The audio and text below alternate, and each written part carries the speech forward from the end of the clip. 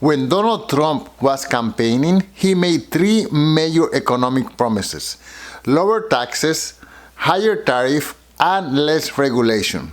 Today, we will focus on deregulation. So the main idea of deregulation is to stimulate the economy by reducing government oversight, particularly in industries such as banking, cryptocurrency, artificial intelligence, and the oil and gas sector. Okay, so I want to start talking about the financial sector.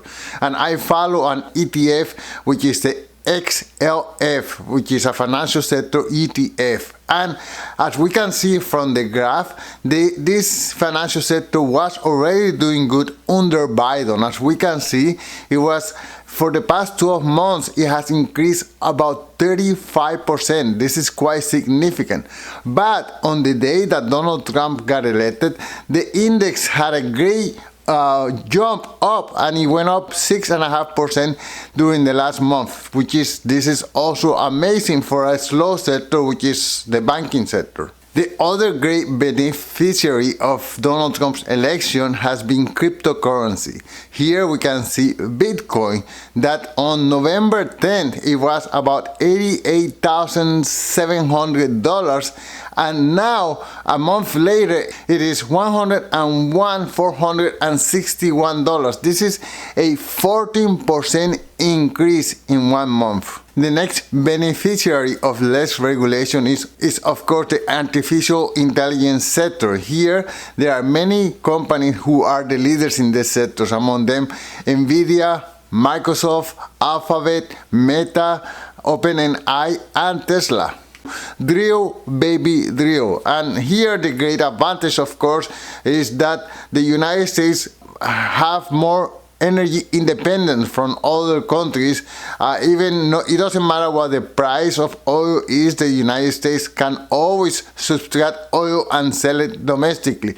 And of course, the other thing is increased revenues. The United States now has the capacity to sell oil to other nations, particularly in Europe. So this is great. So what are the investment opportunities? Well, in the oil and gas sector, we should keep an eye on the big corporations, of course, corporations such as ExxonMobil and Chevron. And in the technology sector, we continue focusing our attention on the big seven, and in particularly NVIDIA, Alphabet, Tesla, Microsoft, Meta, all of these big ones, they are going to continue rising.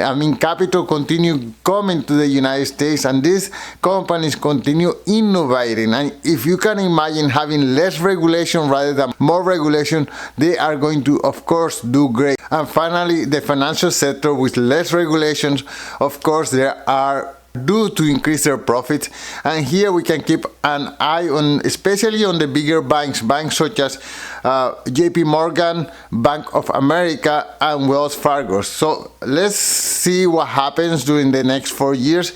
But these are what is called the Trump trades. These are the companies and industries that should benefit from Donald Trump being in the White House, and I'm going to be watching them closely. What about you? What do you think? Is there another industry that you think is going to benefit from Donald Trump, or an industry that may suffer from being from Donald Trump? Please let me know in the comments, and until soon. Peace.